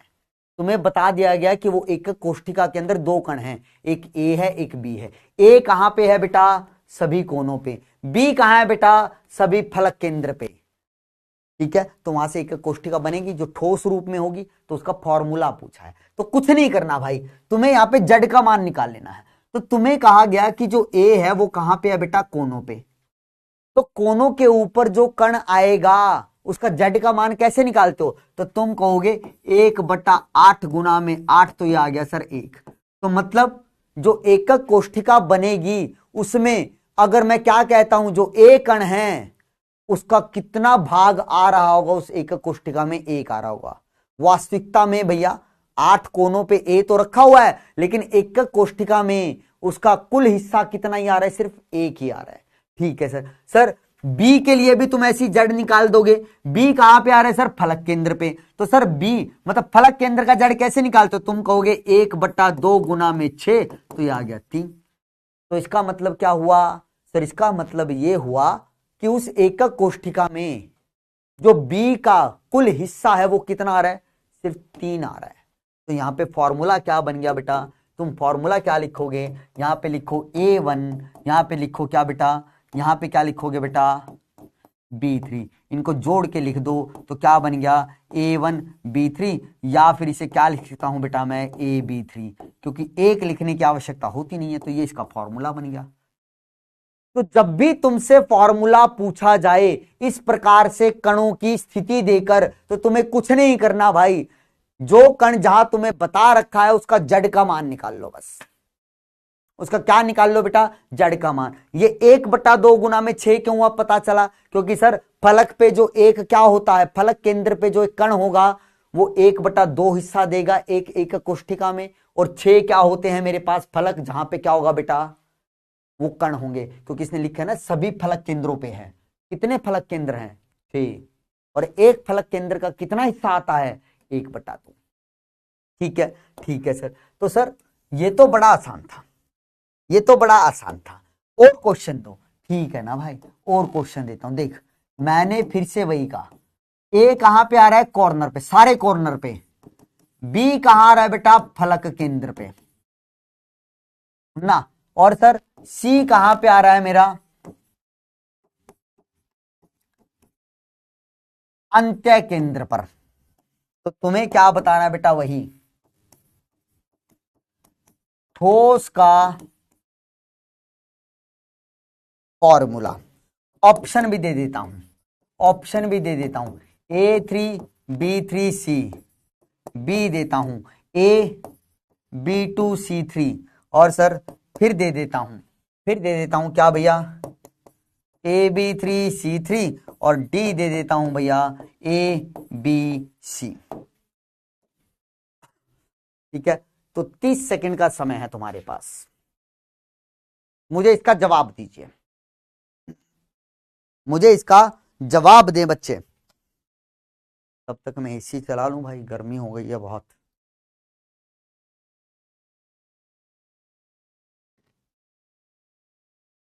इसका जवाब दीजिए मेरे बच्चे, मेरे मैंड को। यार मेरा बड़ा दिल कर रहा है, मैं चाहता हूं कि मैं लक्ष्य जेई के बच्चों से जरूर मिलूं। तुमसे अलग ही कनेक्शन फील होता है जब भी तुम्हारी क्लास में आता हूं ना, मेरे को बड़ा रिलैक्स फील होता है, क्योंकि मुझे लगता है कि तुम बातें सुनते हो। मैं ये नहीं कहता दूसरे बैच नहीं सुनते, सुनते वो भी हैं, मजा वहां पे भी आता है, लेकिन तुम खास हो कुछ, तुम स्टार्टिंग से रहे हो ना साथ में, तुम स्टार्टिंग से रहे हो। ये नहीं कहता दूसरे बच्चों से प्रेम नहीं है, उनसे भी है, उनसे भी है, लेकिन तुमसे एक अलग ही प्रेम है।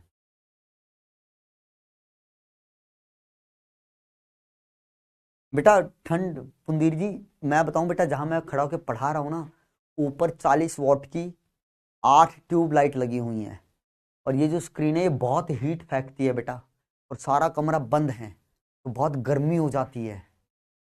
ठंड का तो नामो निशान नहीं लगता बेटा, कमरे के अंदर जब पढ़ाते, अरे भैया एसी नहीं चला मेरा, एसी नहीं चला, चलो चलो चलो चलो चलो, बहुत बढ़िया। तो इसका जवाब होगा भाई, मैं देख लूं, AB3 और 4, तो कितना हो जाएगा बेटा, 4 गुना में 12, 3, सिर्फ 65% बच्चों ने सही जवाब। किसने दिया, सौरभ ने दिया है, राधा जी ने, विकास, वेदांत, अंशुल, अर्पिता, शिवा, पुंडीर, विवेक और अंशिका सोनी जी ने। तो भाई कहां गड़बड़ की मेरे बच्चों, कहां गड़बड़ की तुम लोगों ने भाई, कहां गड़बड़ की। अब जरा शांति से सुनना, कैसे किया मैंने, क्या कहा था भैया, जब भी तुम्हें ठोस का फॉर्मूला निकालना पड़े और ऐसे दे, तो तुम्हें बस जड़ का मान निकालना है। तो सर निकाल देते ना, ए कहां पे आ रहा है सर, कोनों पे, तो कोनों वालों पर हम कैसे निकालते हैं सर, 1/8, और कुल कोने कितने हैं 8, तो ये तो आ गया सर 1। सर बी कहां पे आ रहा है, फलक केंद्र पे, तो सर एक फलक वाले परमाणु का कितना हिस्सा आता है, 1/2 आता है, और सभी फलक के ऊपर है, तो सर कितने फलक केंद्र हैं, 6, तो ये कितना आ गया सर 3। सर सी कहां पे आ रहा है, अंत्य केंद्र पे आ रहा है सर, मतलब एज सेंटर पे, तो सर एक अंत्य को कॉमन रखते हुए कितने कमरे बनते थे, 4, तो मतलब एक कण का कितना हिस्सा आएगा, 1/4, और कितने अंत्य हैं सर मेरे पास, या कितने अंत्य केंद्र हैं, 12, तो ये कितना आ गया 3। तो बस क्या बना, A1 B3 और C3। तो कौन सा फॉर्मूला है, 1 लगाओ या ना लगाओ, बात एक ही है भाई। तो क्या आ गया बेटा, A1 B3 C3, A1 B3 C3। बहुत सही सर, बहुत सही सर, मजा आ गया, इसमें तो बड़ा आनंद आ गया। अब अगला क्वेश्चन दो सर, अगला क्वेश्चन दो। मैंने कहा एक्स वाला कहां पे है भैया, एक्स कण कहां पे है सर, मैंने कहा कोनों पे है भाई, ठीक है। और फिर मैंने कहा जो वाई है वो कहां पे है बेटा, फलक केंद्र पर है। अब देखो, अब क्वेश्चन को थोड़ा लेवल अप करते हैं, फलक केंद्र पर हैं, तो हमने क्या किया बेटा, ठोस में से, ठोस में से एक फलक विकर्ण गुजारा, फलक विकर्ण गुजारा, और उस विकर्ण पर आने वाले सभी कण हटा दिए, हटा दिए, हटा दिए, तो ठोस का सूत्र क्या होगा, मतलब वो कण हटाने के बाद ठोस का सूत्र क्या बनेगा भाई, ये बताना है। अब सर यहां पे देखो, अब सर यहां पे देखो, अब सर x कहां पे है, कोनों पे, तो तुम कहोगे सर 8 कोने होते हैं। y कहां पे सर, फलक केंद्र, तो कितने फलक केंद्र हैं सर, 6 हैं। ठीक है सर, इतनी चर्चा हमें समझ में आती है। तो सर लेकिन अब इसने ना एक कंडीशन डाल दी, इसने कहा कि भैया हमने उस ठोस में से एक फलक विकर्ण गुजार दिया और उस फलक विकर्ण पर आने वाले, उस फलक विकर्ण पर आने वाले सभी कण हटा दिए। अब एक बात बताओ भैया, फलक विकर्ण जब बनता है, मैं यहां पे बना के दिखाता हूं, फलक विकर्ण कैसे बनेगा बेटा, एक दीवार ले लो सर, कोई भी मान लो सर, कोई भी दीवार ले लो, और फलक विकर्ण जब गुजारूंगा बेटा, तो फलक विकर्ण कहां से चालू होगा, एक कोने से सर दूसरे कोने तक। तो ये कहां कहां से जा रहा है सर, इसने किस किस को छुआ, आप कहोगे सर फलक के केंद्र को छुआ और सर इन दो कोनों को छुआ। तो इसका मतलब सर इसने बोला क्या, फलक विकर्ण पर आने वाले सभी कणों को हटा दो। तो मतलब किसको हटाओगे सर, हमें इसको भी हटाना पड़ेगा, हमें इसको भी हटाना पड़ेगा और इस कण को भी हटाना पड़ेगा, क्योंकि सर ये फलक विकर्ण पे ही तो आ रहे हैं। क्योंकि एक फलक विकर्ण कहां से जाता है, दो कोनों से और फलक के केंद्र से। किसी भी दीवार पे निकालो, एक ही निकालना है। तो इसका मतलब क्या होगा, मुझे दो कोनों को हटाना पड़ेगा। इन दो कोनों के किसको हटाना पड़ा बच्चे,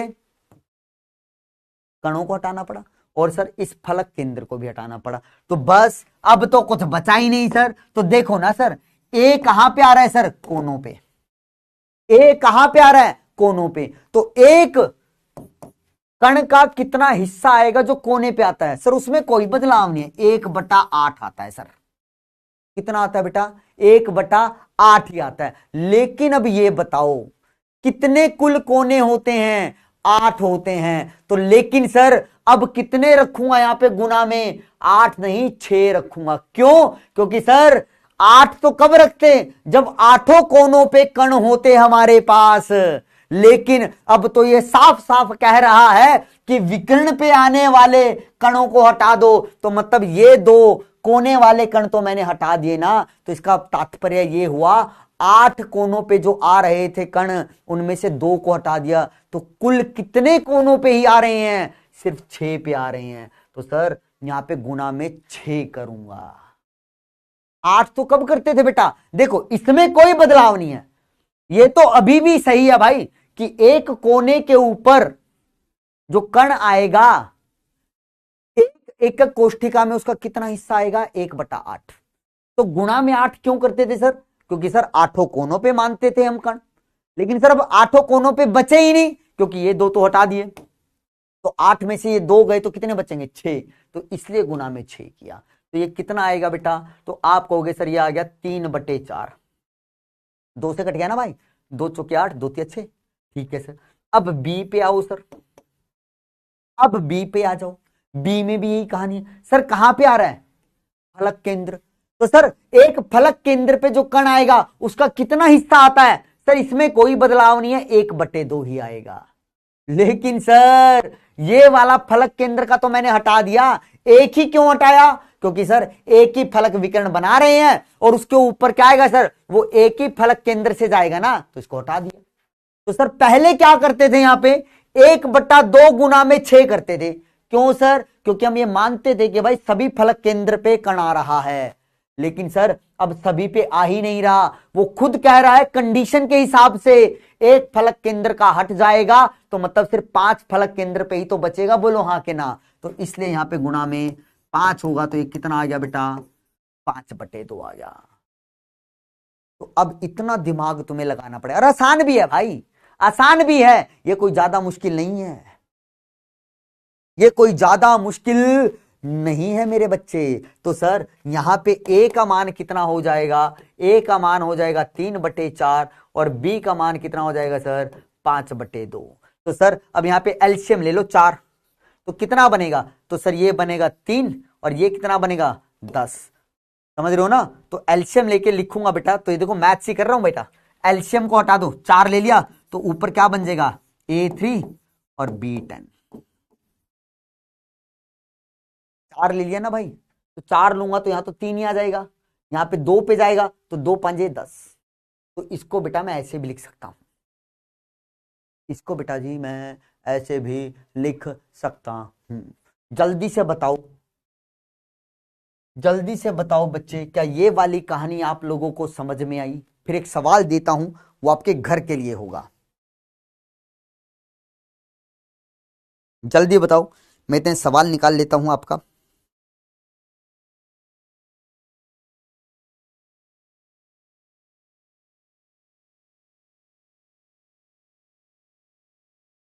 हाँ जी, x3y, अच्छा x ले रखा है ना, हाँ हाँ हाँ बेटा ऐसे कर दो ना, ठीक है बेटा। ये मैं ए बी ले गया, ए बी ले गया, तुम x और y करोगे तो क्या बनेगा, x 3/4 y 5/2, जिसको मैं क्या लिख सकता हूं बेटा, x3 y 10 भी लिख सकता हूं। ये आंसर है। बात समझ में आ गई बेटा? हाँ सर क्लियर है। तो लो भाई तुम्हारे लिए पेश है एक सवाल, तुम्हारे लिए पेश है एक सवाल। क्वेश्चन क्या है, क्वेश्चन क्या है मैं देखो, ए कहां आ रहा है बेटा, कोने पे, ए कहां आ रहा है, सभी कोनों पे, ठीक है कोने पे आ रहा है। बी कहां आ रहा है सर, फलक केंद्र पे, कहां आ रहा है बेटा, फलक केंद्र पे, ठीक है। सी कहां आ रहा है बेटा, काय केंद्र पे, और डी कहां आ रहा है बेटा, बेटा अंत्य केंद्र बोलो, इसका एक और नाम होता है, कई बार अंत्य को वो लिखता है कोर केंद्र। एक ही बात है बेटा, मैं फिर कह रहा हूं, ऊपर वाली चीज बोलो या नीचे वाली, एक ही बात है, अंत्य केंद्र या कोर केंद्र एक ही बात है। तो यहां पे कंडीशन दे रहा हूं, कंडीशन दे रहा हूं। पहली, एक एक काय, एक काय विकर्ण गुजारा, ठीक है वही कंडीशन है जो पीछे, एक फलक विकर्ण गुजारा और उस पे आने वाले सभी को हटा दिया, सभी कणों को हटा दिया। तो बताओ ठोस का फॉर्मूला। तो सेम कहानियां, मैंने बेटा तुम्हें ये वाली कंडीशन दी और ये बोल दिया कि एक काय विकिरण गुजारा और उस काय विकिरण पे आने वाले सभी कणों को हटा दिया। तो तुम्हें इस कंडीशन में बताना है, तुम्हें इस कंडीशन में बताना है कि भैया हमारे पास ठोस का फॉर्मूला क्या होगा, ठोस का फॉर्मूला क्या होगा, पहली कंडीशन। दूसरी हमने क्या लिया बेटा, हमने क्या लिया बेटा, दो क्या लिए बेटा, 2 फलक विकर्ण लिए और उनको गुजारा, ठीक है। तो इस कंडीशन में भी आपको क्या बताना है बेटा, ये दूसरा हो गया इसी के अंदर, ठोस का फॉर्मूला। क्या गुजारना भैया, यहां पे ठोस का फॉर्मूला बताना है, ठीक है, ठीक है बच्चे, ये वाले क्वेश्चन करना, ठीक है। इसके अंदर थोड़ा सा लेवल और अप जाता है, उसको हम करेंगे नेक्स्ट क्लास में, क्योंकि उसके लिए मुझे तुम्हें थोड़ा बहुत और बताना पड़ेगा कि ये सममितीय तल क्या होते हैं, सममितीय तल कितने प्रकार के होते हैं। तो फिर वो भी बोलता है कि भैया हमने क्या किया, ये वाली कंडीशन दी, जहां पे भी मैं काय विकर्ण या फलक विकर्ण लिख रहा हूं ना, तो बोल दूंगा कि भैया मैंने एक वर्गाकार सममितीय तल गुजार दिया इसमें से।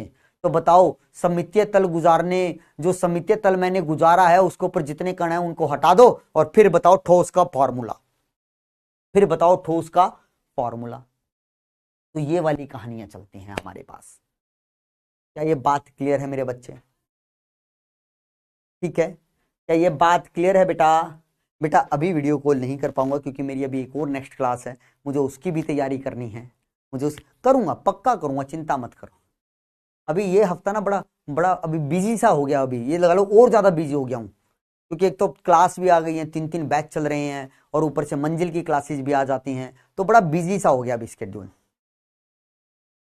ठीक है।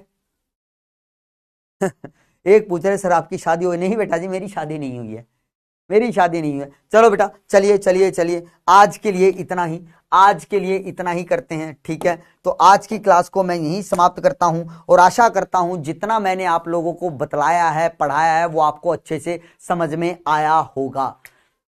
ठीक है। तो बेटा जो क्वेश्चन दिया है उसको अच्छे से कीजिएगा। तो नेक्स्ट क्लास के अंदर बेटा पहले इस क्वेश्चन को सॉल्व करेंगे, फिर आगे की कहानी स्टार्ट करेंगे। तो ठीक है बेटा, कल फिर मिलेंगे एक और बेहतरीन लेक्चर के साथ। तब तक के लिए खूब पढ़ो, आगे बढ़ो, मुस्कुराते रहो। Take care, bye bye, love you and good night.